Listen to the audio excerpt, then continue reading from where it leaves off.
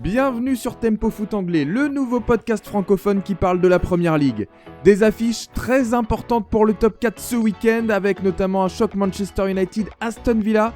On parle aussi des matchs d'Arsenal, de Chelsea et de Liverpool dans la preview de la 30e journée. Pour aujourd'hui, nos deux experts Première Ligue et d'abord je me dois de me rattraper parce que c'était le premier connecté aujourd'hui pour l'enregistrement de Tempo. Même s'il avait en réalité 15 minutes de retard. Mais ça faut pas le dire. C'est Valentin Vallée, journaliste indépendant passé par Eurosport et ici Savoie. Salut Valentin. Salut Antoine, salut Hugo, salut à tous. Merci de rétablir un peu de vérité. Après je vais pas dévoiler tous les dessous de l'émission quand même. Mais étant donné qu'Hugo arrivait avec 30 minutes de retard, je me suis permis de pas arriver à 14h pile quoi. Voilà, on enregistre on a commencé à 14h pour être honnête, les vous savez coulisses. tout. Les coulisses Ah de là, Tempo. comme ça tous les auditeurs ils savent tout, il y a plus de secret. C'est magnifique. Oui, parce qu'on a un petit peu d'avance pour enregistrer cette preview que vous entendez du samedi matin pour cette 30e journée de championnat. Avec nous également, fais aller ta montre ou ton micro-ondes pendant l'intro. Vas-y, fais comme chez toi Valentin. Avec nous également. Il se réveille maintenant, je sais pas pourquoi. Aussi étonnant que ça puisse paraître, il a presque autant de points sur son permis que la Lanterne Rouge a de points au classement après 29 journées de Première Ligue. C'est un exploit. C'est Hugo Barthélémy, journaliste indépendant, notamment passé par le quotidien luxembourgeois L'Essentiel. Salut Hugo.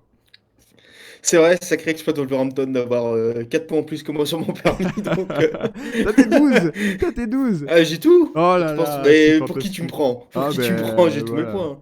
Bah écoute, on est content de t'avoir avec nous Hugo à nouveau pour parler de PL. Et pour parler notamment de ce Manchester United Aston Villa, qui est l'une des affiches, si ce n'est l'affiche du week-end, parce qu'elle concerne le 3e et le 4e du championnat, à égalité de points, 51 tous les deux. Manchester United est 3e, à la différence de but, et vient de monter sur le podium devant Aston Villa. On s'était quitté, ceci étant, messieurs, sur la première défaite de Manchester United sous l'ère Carrick, une défaite 2-1 à Newcastle. Mais bon, Manchester United à domicile depuis l'arrivée de Michael Carrick, c'est 4 sur 4, avec 4 victoires à domicile, et avec seulement 3 buts encaissés contre City, Fulham, Tottenham et Palace. Donc bilan quand même plutôt pas mal Hugo, et qui augure du bon, notamment défensivement.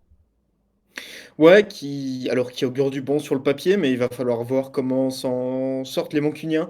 On a vu quelques lacunes à Newcastle, à St James Park, notamment avec l'absence de Lisandro Martinez dans la charnière centrale. Normalement, il ne devrait pas être de retour pour ce week-end. Donc, on verra comment ils vont s'en sortir. Mais fatalement, avec Old Trafford qui pousse derrière, ça leur donnera des ailes à ces Mancuniens qui sont quand même toujours. Voilà, si vous nous avez écouté jeudi, vous avez entendu parler de Tottenham qui est assez catastrophique à domicile. Manchester United, normalement, c'est l'inverse. À Old Trafford, ça se passe plutôt bien. Le théâtre des rêves, les rêves de Manchester United, rêves de podium. Qui sait, après c'est quand même cette saison rocambolesque. On a eu du spectacle du côté des supporters des Red Devils, c'est dans le bon sens du terme, parce qu'on en a eu aussi à Tottenham, mais pas du même côté. Puisque tu faisais la comparaison entre les deux équipes qui avaient terminé 16e et 17e la saison dernière. Manchester United, quand même sur une bonne dynamique, malgré cette première défaite. Aussi l'occasion de montrer que c'est une défaite, comme il doit y en avoir en Première Ligue, et qu'on repart de l'avant, ça fait partie du championnat. Mais Aston Villa en face. Aston Villa, c'est loin d'être la meilleure dynamique de la saison. C'est même sûrement la pire. Ceci étant, Valentin, j'ai envie de te poser la question. Si Aston Villa gagne ce week-end, est-ce que tout est pardonné finalement ? Tout pardonner, je sais pas. C'est vrai que la dynamique, comme tu l'as dit, est quand même plutôt négative, plutôt décevante. Si on regarde le classement de la PL sur les 5 derniers matchs, Aston Villa est 16e. Donc ils sont bien loin de jouer la Ligue des Champions. Et pourtant, ils sont au classement, ils sont toujours dans le coup. Donc forcément, une victoire face à leur concurrent direct pour la Ligue des Champions. Ça serait un coup quand même qui serait le bienvenu en tout cas, mais ça serait fort. Ça serait fort et ça les remettrait surtout sur des bons rails parce que la dynamique est moins bonne. Mais si en début de saison on nous avait dit qu'à 9 journées de la fin, ils seraient toujours possiblement sur le podium de Première Ligue, là ils sont 4e mais à la différence de but derrière Man U. Donc voilà, en plus ils arrivent à avoir ces 3 points de plus. honnêtement, oui, en cas de victoire, il ferait l'excellente opération. Honnêtement, ça ferait presque tout oublier dans le sens où ça les remettrait dans une dans une dynamique, pardon, très positive. Dans une positive Et il attitude. pourrait, voilà, positive attitude, parce que je suis en mode English, c'est un peu relou. Mais Oh, non, excusez-moi pour insupportable. ça, c'est horrible, c'est abject. Mais, mais en tout cas, ça leur permettrait de finir la saison, de bâtir leur fin de saison sur cette victoire qui est positive et d'enclencher à nouveau une dynamique positive, justement, je me répète. Mais c'est très très important. Et honnêtement, on pourrait quasiment oublier cette passe qui est plus difficile parce qu'au Ouais, final, si à la fin de l'année, s'ils se retrouvent sur le podium de Premier League, j'ai envie de vous dire, bon, ils n'étaient pas non plus destinés à jouer le titre Aston Villa, donc les hommes d'Unai Emery, ils réaliseraient une saison exceptionnelle. d'accord, mais là, t'es quand même à 5 points pris sur les 6 derniers matchs. Quand tu joues, je ne veux manquer de respect à aucune équipe de Première Ligue. Vous savez à quel point ce championnat est relevé autant que moi, mais jouer Brentford, Bournemouth, Brighton, Leeds, Wolverhampton et Chelsea. Bon, Chelsea, je veux bien comprendre que vous puissiez perdre des points. Leeds, peut-être. Euh, Perdre des points, enfin, perdre contre Wolverhampton et même contre Brentford. Là, Brentford, en plus, c'était à domicile. Oh, Après, c'est... Wolverhampton, quand même, ça fait quelques matchs qu'ils épatent leur monde, hein. Donc Oui, bon, c'est plus le oui. Wolverhampton On d'il en y a a parlé quelques de ce mois. maintien qui allait arriver. Non, mais je suis d'accord sur le constat voilà, sur le constat, là, sur les derniers matchs, c'est presque, je dirais pas alarmant, mais pas loin. Mais justement, de repartir sur une victoire contre Manchester United, si à la fin de la saison, ça leur permet de finir sur le podium, moi, je suis prêt à oublier ce passage à vide. Ouais, ouais, Après, j'ai presque envie de prendre le contre-pied. Moi, c'est si ce match est perdu, c'est l'inverse. Ah oui, et C'est presque dire adieu adieu au podium. au podium, en tout cas. Pour encore se maintenir dans le top 4, voire le top 5 pour la Ligue des Champions, mais ça se met en danger, en tout cas. Oui, parce que il y a quand même ça pousse derrière. Il y a des équipes, on va en parler, on va parler de Chelsea, on va parler de Liverpool qui sont tous les deux à 48 points derrière, soit à 3 points d'Aston Villa. Et pour chacune des deux équipes, au vu de la différence de but, si Villa perd et que Chelsea ou Liverpool gagnent, de toute façon, ou les deux, hein, même, ils repasseraient devant Villa. Donc Aston Villa peut se retrouver 6ème de Première Ligue après cette journée, comme 3ème. Donc c'est vraiment un tournant peut-être Match pour la charnière. suite de... Ouais, vraiment là, un tournant pour la fin de saison, pour le rush final en tout cas. Alors, il y a aussi ce problème du côté de... Enfin, j'ai envie de dire c'est un problème de luxe parce que toutes les équipes ne se posent pas ces questions, mais il y a le fait aussi que vous jouiez sur les deux tableaux. Aston Villa poursuit son parcours et fait partie des grands favoris quand même en Ligue Europa. Vous jouez sur les deux tableaux avec du coup le sprint final en Coupe d'Europe, le sprint final en championnat qui s'annonce vraiment très relevé. Est-ce que ça peut faire tout perdre finalement ça à Villa, Hugo?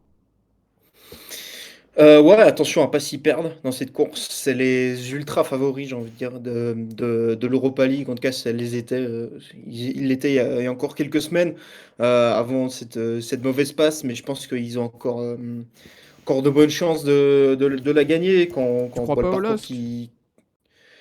J'aimerais y croire, mais en tout cas, on va dire ce serait plus logique pour Villa de s'imposer. Après, voilà, chaque match, chaque tour à passer, c'est deux confrontations directes. Enfin, c'est deux confrontations, donc l'exploit est toujours possible, même si pour le LOSC, c'est quand même une équipe potentiellement leur portée. Parce que c'est l'équipe que Villa, jouera mais Aston Villa en Ligue Europa, hein, je le précise parce oui, que... oui, c'est pour ça qu'on parle du LOSC. Mais c'est sûr que là, ils ont une belle carte à jouer en Europa League. Après, j'ai envie de dire que s'ils gagnent l'Europa League, ils n'ont pas besoin de se qualifier via la Première Ligue. Mais ce serait quand même bien d'assurer leurs arrières au cas où ça se passe mal en Europa, de quand même avoir cette qualif Ligue des Champions qu'ils ont manqué de manière très frustrante la saison dernière. À la différence de but, il me semble, ils sont dans le même point dans le même nombre de points que le cinquième. Ce serait dommage de leur rater une deuxième saison de suite parce que c'est une équipe qui mérite quand même d'aller en Ligue des Champions au vu de la saison globale et qui en plus avait montré des belles choses en Ligue des Champions la saison dernière. Donc franchement, pour eux, ce serait vraiment dommage de la rater. Et ils ont deux occasions, avec l'Europa League, avec la Première Ligue. Mais peut-être que la manière la plus sécure, entre guillemets, c'est de la jouer en Première Ligue. Mais pour eux, il faut pas abandonner l'Europa League parce que c'est aussi l'opportunité de remplir l'armoire à trophées. Après, pour eux, faut pas l'abandonner, cette Europa League, je suis d'accord. Mais il y a un problème qui s'ajoute à ces matchs qui vont s'enchaîner, c'est aussi les blessures qui plombent aussi Aston Villa depuis quelques temps, on en avait déjà parlé. C'est aussi une des raisons du passage à vide, notamment au milieu de terrain, avec Yuri Tillmans, avec Boubacar Kamara, avec Matty Cash en défense plus. Mais voilà, tous ces joueurs-là, ils sont pas vraiment, enfin, pas vraiment remplacés. Et puis, il y a tout un effectif aussi qui commence à tirer un peu la langue. Donc, jouer sur les deux tableaux, c'est vrai qu'il faut qu'ils le fassent et qu'ils arrivent à le faire avec succès, mais c'est pas forcément un cadeau. Alors pour le coup, il y a quand même du retour de blessure parce que justement, tu nous parlais des joueurs importants dont on a beaucoup parlé cette saison. John McGinn et Yuri Tillmans qui constituent cette paire là de milieu très polyvalent.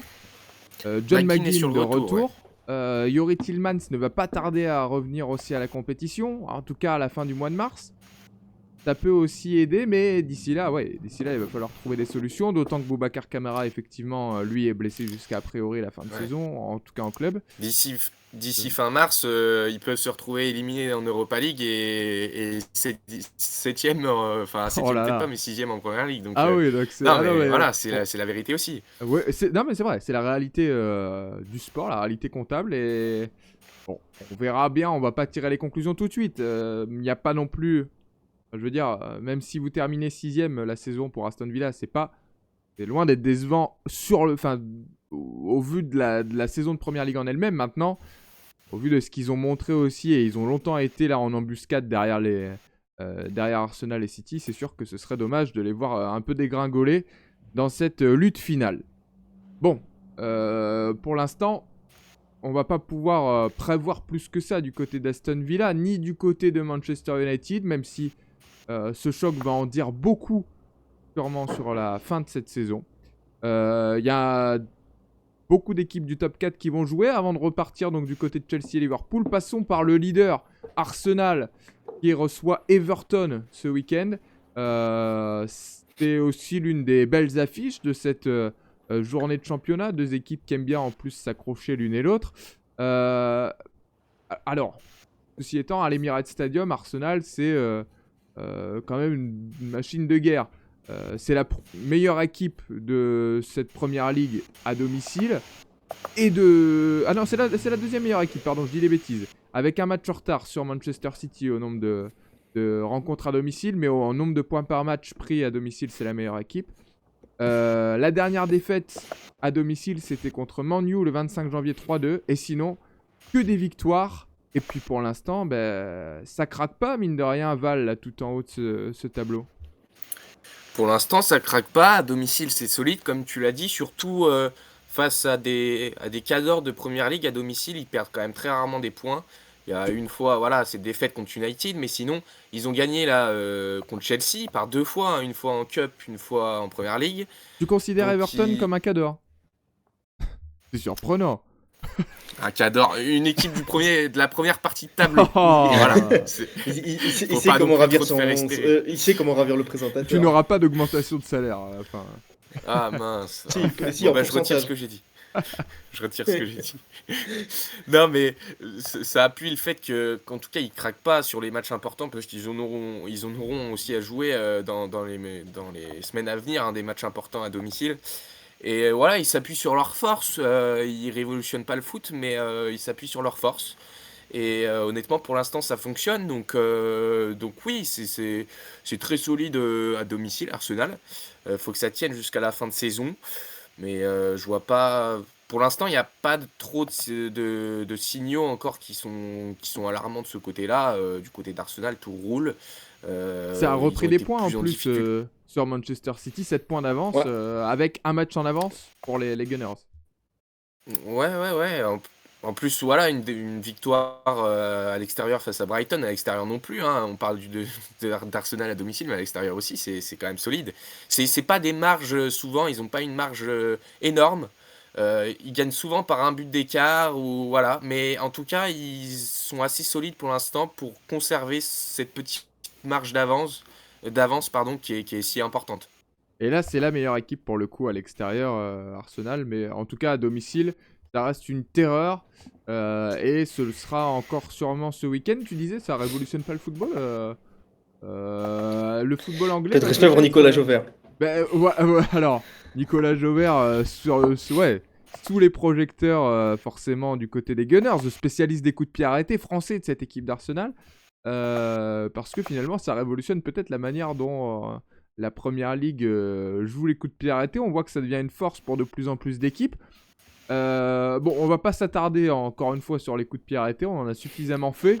Mais sur un joueur quand même, parce que Kai Havertz est de retour une nouvelle fois du côté des Gunners. Et Hugo, quand il est là, toi tu trouves que ça change vraiment les choses du côté d'Arsenal? Ouais, je trouve que bah, malheureusement, il a pas eu tant de temps de jeu, temps de jeu que ça cette saison. Il a été longtemps blessé et même après son retour, il a refait une petite période d'indisponibilité. Mais quand on regarde, voilà, il suffit de regarder la moyenne notamment de ses notes sur différentes applis. Il est sur une moyenne assez haute je pense qu'il est quasiment, il tourne toujours autour des 7 et quelquefois il arrive à monter au-dessus quand il est au but ou à l'assist. Donc ça montre il a pas de mauvaise performance pour l'instant cette saison et je trouve qu'il apporte quelque chose de différent. Je trouve très intéressant, replacé dans le milieu de terrain derrière Victor Gyökeres souvent. Je trouve il a un double impact parce il a la technique pour assurer le jeu du milieu de terrain, pour assurer la circulation et il a l'impact offensif d'un numéro 9. Alors, on dira que c'est peut-être pas le meilleur, peut-être pas le meilleur milieu de terrain, peut-être pas le meilleur numéro 9, mais dans ce poste un peu hybride, je trouve qu'il s'en sort pas mal. Et je trouve que c'est intéressant de le retrouver là parce que finalement, c'est où il était au début de sa carrière avec Leverkusen. C'est où il a. C'est un peu pour ça qu'on l'avait recruté à Chelsea, où il s'est finalement retrouvé numéro 9. Et c'est un peu cette étiquette de 9 lui a collé à la peau presque envie de dire malgré lui, parce que finalement, c'est peut-être pas le poste où il se sentait le plus à l'aise, même s'il faisait du bon travail, hein, buteur en finale de Ligue des Champions. Il a quand même eu des stats très bonnes sur ses saisons à Chelsea et Arsenal. Mais dans ce poste, on le redécouvre un peu et je trouve que il fait du bien. Et, il n'a pas encore fait de match complet. Il n'a pas encore joué une de minutes cette saison. C'est peut-être le moment pour Mikel Arteta d'offrir un match complet à Kai Havertz pour pourquoi pas justement débloquer une situation parce qu'il apporte quelque chose de nouveau. Ce sera en plus, oui, un joueur polyvalent comme celui-ci qui est capable de se déplacer entre les lignes face à une équipe comme celle des Toffees. Ça peut être aussi une très bonne solution. Val, on a parlé des performances alors qu'Hugo replace son rideau en même temps. On a parlé des performances à domicile d'Arsenal. On peut parler aussi des performances à l'extérieur d'Everton parce que les Toffees se déplacent bien, même face au gros, avec 2 victoires sur 3 déplacements chez les membres du top 4. Oui, effectivement, victoire à Villa, victoire à United, défaite contre City, mais bon, voilà, on peut pas faire non plus un perfect hein, du côté Le grand d'Everton. chelem. Donc, ouais, le grand chelem, bon, là, il en manque un peu pour que ce soit un grand chelem, que ce soit en rugby ou tennis, mais bon, bref, on va pas s'égarer. Non, ils sont quatrième hein, au classement de PL à l'extérieur, donc c'est pour dire. C'est un peu le visage inverse de Newcastle qui est très en forme à St James Park et qui a du mal à voyager. Bah là, Everton, bon, dans leur nouveau stade au wow, Will j'arrive même plus à le Dickinson. prononcer. Respecte Hill le nom de ce Dickinson Stadium. stade. Ah. Abraham Ouais, Lemmour, quand même. ouais, oui, oui, Abraham Lebourg. Voilà, ça va aller mieux. Je m'y fais pas. Et je pense que Goodison Park, ça m'allait mieux, mais comme beaucoup. Mais bon. Euh, non, mais c'est sûr que Everton, c'est très solide à l'extérieur et ils vont en avoir besoin. Honnêtement, ils sont toujours en plus dans la course hein, pour décrocher une place qualificative pour la Coupe d'Europe. Et ce match, forcément, va être hyper important parce que c'est face à un adversaire. Est-ce qu'ils peuvent aller chercher au moins un point du nul? Ça serait intéressant, en tout cas pour Everton, ça serait bienvenu. Donc à voir, mais c'est vrai que c'est plutôt encourageant pour l'instant. Enfin, c'est assez surprenant quand même, parce que de voir une équipe qui est capable de produire ce jeu-là à l'extérieur, pourquoi ils sont pas capables de le produire à domicile? Encore Surtout l'inverse, dans je un peux le nouveau stade, comprendre. ouais. Encore l'inverse, je peux le comprendre, mais ouais, là, je sais pas trop pourquoi ça marche pas à domicile, mais en tout cas, c'est ce qui, je pense, leur manque pour, au final, aller chercher bien plus haut et c'est dommage parce que, voilà, c'est une équipe qui se construit, hein, depuis quelques saisons, mais ils voilà, en vue de l'an prochain, en tout cas, s'ils ont un point à améliorer, ça serait d'être plus performants à domicile et là, ils pourraient aller chercher très, très haut. Et en vue du week-end prochain, attention à Arsenal de ne pas se prendre les pieds face au Toffees. On sait, voilà, notre petite guéguerre, Hugo, que les deux équipes aiment aller se titiller sur leur terrain respectif. Donc ça promet aussi une belle affiche pour ce week-end. L'une des nombreuses belles affiches parce qu'on est servi encore une fois en Première Ligue. Avec notamment, tu en parlais justement Valentin, ce Chelsea-Newcastle. Une autre affiche dont on a décidé de vous parler parce que elle aussi, elle peut être lourde de conséquences. C'est un match qui est quand même entre deux très bonnes équipes de Première Ligue, mais toutefois entre deux équipes qu'on attendait peut-être un petit peu plus haut au classement, Hugo. Ouais, 2 équipes qu'on attendait plus haut. Newcastle depuis le début de saison est pas vraiment dans cette course au top 4. Ils se ratent un peu, ouais, c'est la saison globale, ça manque un peu de constance. On disait, c'est bon à St James Park, mais c'est assez mauvais en déplacement, donc ils se sont mis en difficulté dès le début de saison. Pour Chelsea, c'est différent. On se souvient qu'un de nos épisodes, c'était avant ce fameux Chelsea-Arsenal. On se demandait si c'était pas déjà un match pour le titre, puisque c'est Chelsea qui était en embuscade derrière les Gunners à l'époque. Et depuis, ça a été un peu. Il y a eu une petite période de dégringolade. Là, ils se sont quand même repris, notamment avec l'arrivée de Liam Rosenior, mais quand même une petite période où Chelsea s'est un peu perdu et du coup c'est complètement sorti de la course du titre tout seul. Et donc ouais, c'est des équipes qu'on attendait plus haut, Chelsea peut-être plus pour le titre et Newcastle dans la bataille au top 4 et qui là se retrouve relégué à la bataille du top 4 et à juste essayer d'avoir une Coupe d'Europe pour Nottingham, pour Pour Newcastle, pardon. Newcastle. Parce que Nottingham, c'est pas le même. Non, c'est pas le même, c'est pas le même objectif. Et pour Newcastle, donc ouais, 2 équipes qui auront des regrets, je pense, à la fin de saison quand ils feront le bilan.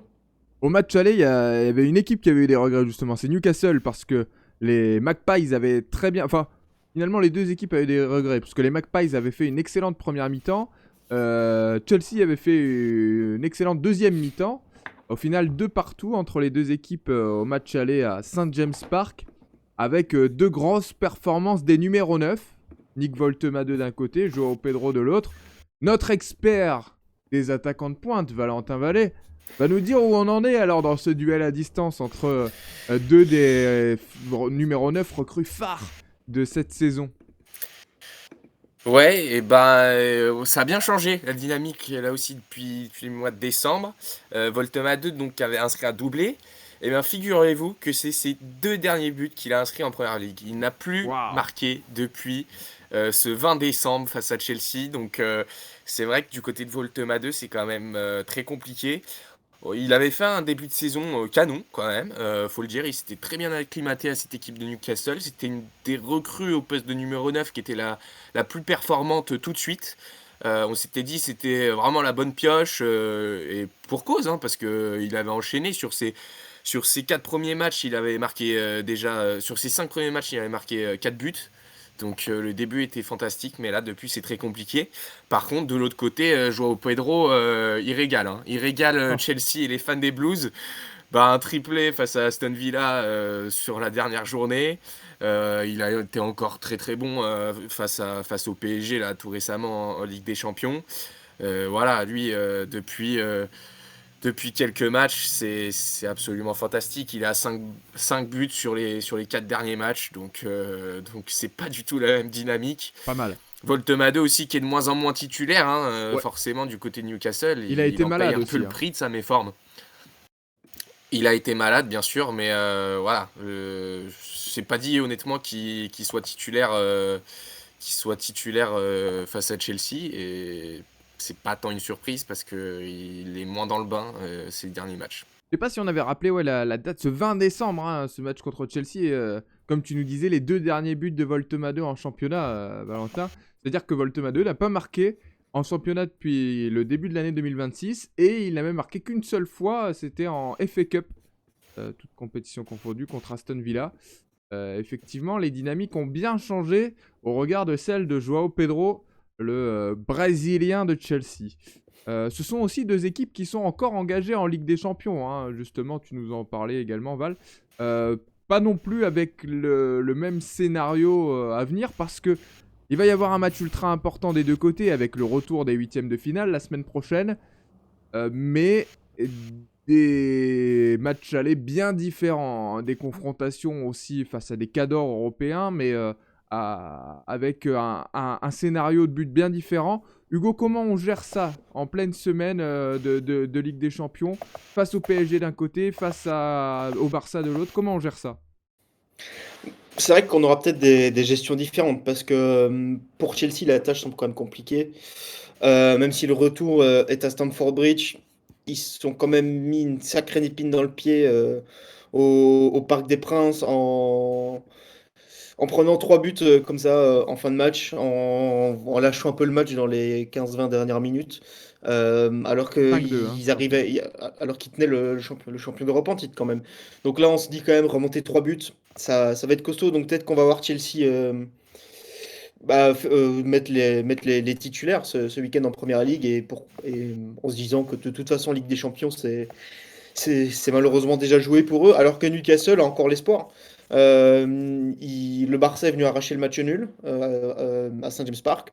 Bon, on l'a dit, On s'en sort très Newcastle, bien. c'est ça. Newcastle a très bien joué, méritait peut-être même de gagner ce match, mais on l'a dit, ils se déplacent assez mal. Donc à voir comment ils s'en sortiront comme nous à Barcelone. Mais ce qui est sûr, c'est que Newcastle a encore quelque chose à jouer. Donc est-ce que eux ne privilégieront pas la Ligue des Champions avec peut-être un peu plus de rotation dans l'effectif? Valentin n'est pas d'accord Je te avec trouve un toi. peu dur.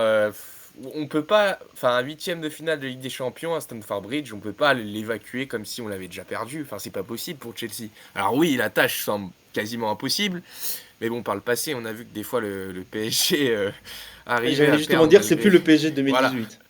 Non, mais bien sûr. Non, mais je taquine Antoine là. Voilà, sur le papier, ça semble faire. On est Moi, d'accord, je mais on parle peut de pas foot non anglais plus. ici. On ne parle pas de On peut pas. remontada, de comeback, de... C'est tout. Mais justement, et puis ça serait l'occasion pour Chelsea de réaliser un match historique. Alors on n'est pas du tout là, mais non, mais sérieusement. Et puis vous Ils pouvez en ont pas déjà fait en vous plus à contenter Stamford Bridge. de se dire on a déjà perdu. C'est une double Je pense que c'est confrontation. pas dans leur tête non plus, hein, de toute façon. Non, ouais. Donc je les vois pas mettre l'équipe type forcément contre Newcastle. Ils vont mettre une grosse équipe, bien sûr, mais en se disant, de toute façon, le match qu'on a derrière, on s'en fout, donc on va jouer à fond ce match contre Newcastle. Non, je pense qu'ils vont jouer à fond les deux. Enfin, pour ma part, hein, voilà. Et puis même Newcastle, à l'inverse, d'aller au Barça, bien sûr, c'est un gros défi. Mais est-ce qu'il ferait pas mieux de se concentrer sur l'APL et d'aller chercher une place qualificative pour l'Europe et de survivre, parce que pour eux ils ont plus le droit à l'erreur, alors que bon, j'ai envie de dire d'aller gagner au Barça, c'est un peu plus du bonus. Mais bon, on n'a pas la même vision, Hugo, mais c'est pas grave, on C'est s'entend bien quand bien, même. mais c'est bien, c'est bien parce que chacun se fera son propre avis à travers vos deux visions de la chose. Et je ne trancherai rien du tout. Je vous le dis. Je serai la Suisse dans ce conflit et je resterai au milieu. Est-ce Voilà, que, est-ce que si le PSG n'avait pas été impliqué, t'aurais tranché? Évidemment, mais je ne vais pas le faire. Bon, en tout cas, vous aviez parlé justement des statistiques à domicile de Chelsea et à l'extérieur de Newcastle. Sachez que Chelsea est la 12e équipe de Première Ligue seulement à domicile, avec 6 victoires en 14 matchs à Stamford Bridge. Et Newcastle est la 17e équipe à l'extérieur, 13 points pris en 14 rencontres loin de leur base. C'est pas génial non plus, donc bon, j'espère qu'il y a une équipe qui aura quand même envie de gagner ce week-end. Mais a priori, voilà, c'est un match. Petit match nul, 0-0. Ah, Allez-y. bah, le grand classique non, de la non. preview de Le Tempo. tisane et la sieste. Le grand classique de la preview de Tempo. On verra ce que ça donne pour cette équipe donc de Newcastle en difficulté loin de St James Park et cette équipe de Chelsea pas forcément à son aise à Stamford Bridge. En parlant d'équipe en difficulté à l'extérieur, eh bien, nous avons fait un hors-série jeudi sur Tottenham. Nous n'avons pas encore vraiment parlé de ce match à Liverpool. Liverpool-Tottenham, c'est ce week-end. Entre donc une équipe de Liverpool qui a bien envie de retruster les toutes premières places du classement en tout cas la course au top 4, et une équipe de Tottenham qui a bien envie de s'éloigner de la zone rouge. Bon courage. Messieurs, les deux équipes sont dans des dynamiques plutôt pas géniales, on va pas se mentir. À la fois Liverpool comme Tottenham, ça peut quand même ressembler à un nouveau bon coup à faire, surtout pour les Reds, parce qu'ils sont à 3 points du top 4 avant cette journée. Et on l'a dit, avec le choc Man U Villa, ça va peut-être ouvrir des choses devant. Ouais, effectivement, ils sont pas dans des dynamiques géniales. Bon, Tottenham, on en a parlé dans notre hors-série, c'est 6 défaites sur les 6 derniers matchs, et ça, c'est du jamais vu. Donc, c'est clair que la dynamique Et est, ressort est la stat catastrophique. assassine. Bah oui, bah, je suis désolé, mais c'est parlant. On voit tout de suite que Tottenham traverse une période qui est inédite, mais pas du bon côté, malheureusement pour eux. Et puis c'est vrai que du côté de Liverpool non plus, hein, cette défaite à Istanbul face à Galatasaray en Ligue des Champions, c'est quand même une contre-performance. Honnêtement, voilà, ils ont envie d'aller en quart de finale, d'aller pourquoi pas retrouver le PSG ou Chelsea. Et honnêtement, ouais, de perdre un 0 comme ça à Istanbul, c'est pas une bonne opération. Donc c'est deux équipes qui vont devoir se relancer, alors dans des dimensions un petit peu quand même différentes, mais deux équipes à la relance surtout. Par contre, du côté de Liverpool, ils ont l'habitude de profiter de ces matchs contre des équipes qui ne sont pas au mieux. Ils sont capables de gagner, même sans être extraordinaires. Voilà, leur dernière victoire, bonne série en Première Ligue, c'est face à des Sunderland, face à des West Ham, des Brighton, des clubs qui n'étaient pas dans des dynamiques géniales. Et Liverpool a réussi à élever leur niveau de jeu et à chaque fois à l'emporter et à prendre des points qui sont importants. Donc typiquement pour Liverpool, ça peut être le bon coup. Alors j'ai un peu, voilà, ça fait mal au cœur de comparer Tottenham avec des équipes comme Brighton et Sunderland, mais Et honnêtement, pourtant, ils sont voilà, bien c'est du moins bons même cette saison. acabit cette saison. Ah, c'est même... Tottenham est Oui, même même, plus à la même. peine que ces équipes, et justement, on n'a pas... Après, fait- Liverpool a perdu contre Wolverhampton. Est-ce que c'est pas ça l'acabit de Tottenham sur cette fin de saison? Alors... maintenant, allez-y, débattez. Moi, je suis spectateur aujourd'hui. Non, mais il y a quand même un niveau d'écart entre, enfin, j'espère, entre Wolverhampton et Tottenham, même si Wolverhampton est porté par ce. Si on a annoncé l'opération maintien avec Antoine au dernier épisode, bon, Oui, Val n'était pas dans le train, mais non, non, non, il nous a dit Non. non. Moi, je Non, et puis reste loin de vos Liverpool a conneries. pris sa revanche en Cup en plus, donc ils ont réparé un petit ah, je suis peu pas la sûr que faute, on va dire. Wolverhampton jouait la Cup par contre. Autant sur le. Je te suis sur que peut-être que Chelsea joue encore la Ligue des Champions. Je suis pas sûr que c'était une priorité pour Wolverhampton de jouer la Cup. Oui, là-dessus, je te l'accorde. Ouais, je pense que je suis d'accord. Ouais, je, Eh, je m'incline quoique. sur le débat. Tu serais étonné de savoir que c'était un des premiers objectifs, la FA Cup à Wolverhampton. Non, c'est Il faux. y a Hein, encore il y a encore Port Vale hein, qui est pour l'instant dernier de Ligue 1, hein, qui est pour l'instant Oh toujours. là là. Qui a 3 matchs de l'Europe, il me semble. Oh là là, mais c'est exceptionnel. On va la voir, cette équipe reléguée en Ligue 2, en 4ème division et en Coupe d'Europe. On peut encore rêver avec le foot anglais. Bon, on peut encore rêver avec le foot anglais. Est-ce qu'on peut encore rêver avec Tottenham? Ça, c'est bien différent parce que les Spurs n'ont pas gagné à Anfield, messieurs, depuis le 15 mai 2011. Ça fait 15 ans bientôt que Tottenham n'a pas gagné à Anfield, toutes compétitions confondues. C'est interminable, surtout pour une équipe qui fait systématiquement partie de la Première Ligue et qui croise quand même régulièrement Liverpool. C'était il y a 17 matchs en arrière. C'est quand même énorme.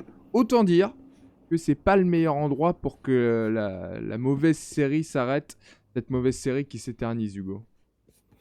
Non, c'est pas le bon endroit. C'est pas idéal pour Tottenham. Après, on a l'impression qu'aucun match est idéal hein, pour eux en ce moment.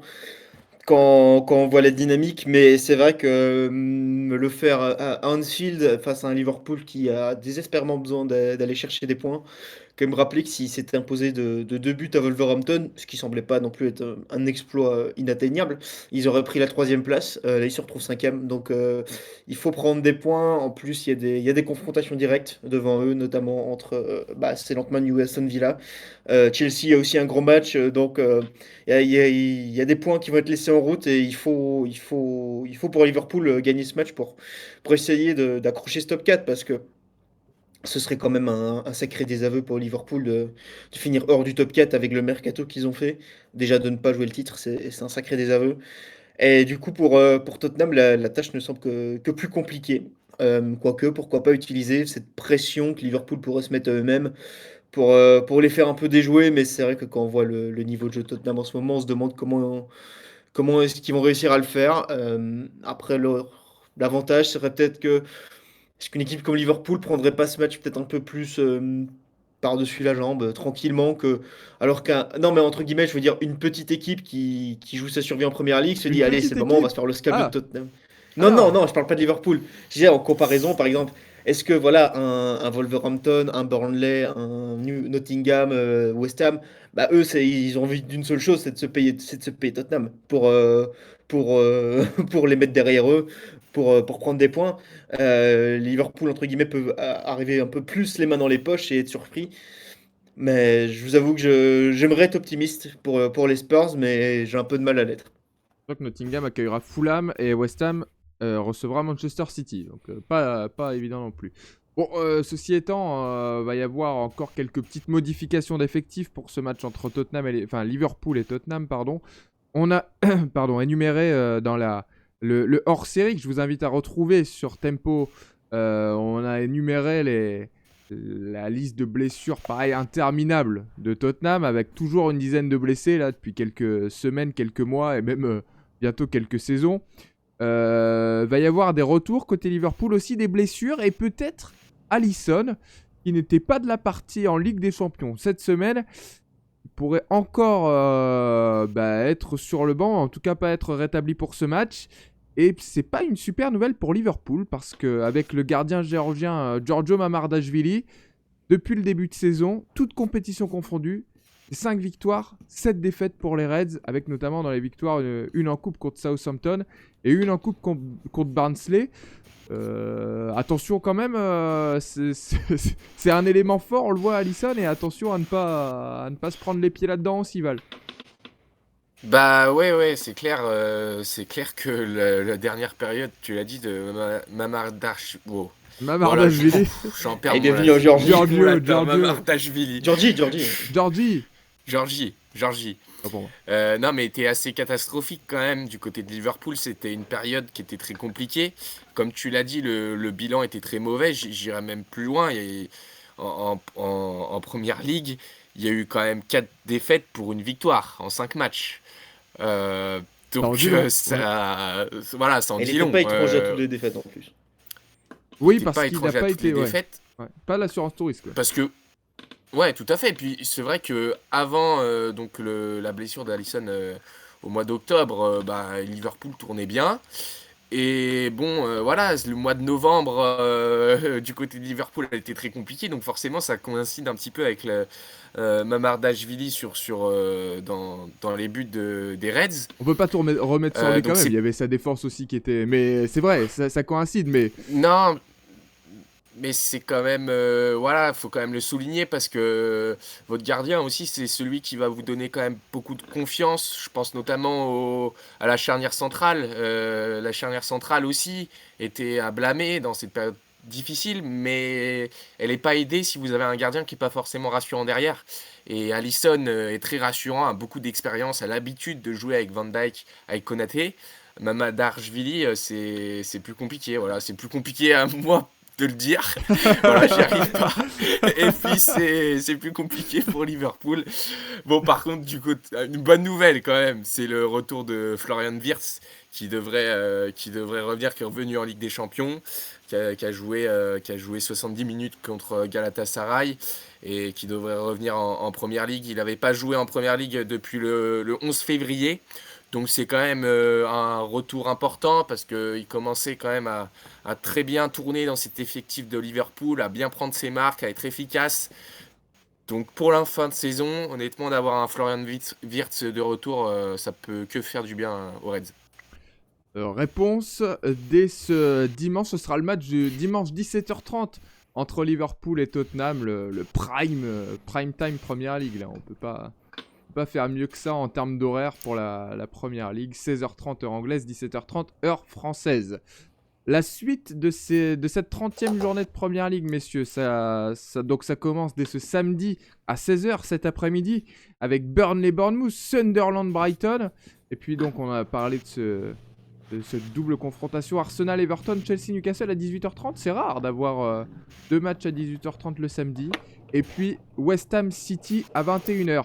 Ça se poursuit demain, dimanche, avec Palace Leeds, le United Villa, donc Nottingham Forest Fulham et Liverpool Tottenham à 17h30. Et puis, pour finir lundi, un peu de changement. Alors on a eu de temps en temps, on a eu Wolverhampton, mais on a eu très rarement Brentford, je crois. Brentford reçoit les Wolves.